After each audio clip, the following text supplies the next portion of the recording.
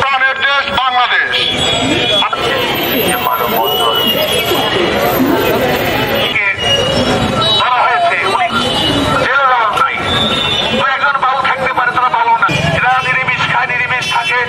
হাত বন্ধ। আমরা ইচ্ছা করি অন্যায় কথা বলেছি, আমরা আশা করি আসে নাই। দীর্ঘ সংগ্রামের পথে আজকের এই স্বাধীন এর ভূমিকা ছিল অনেক বেশি। আপনারা জানেন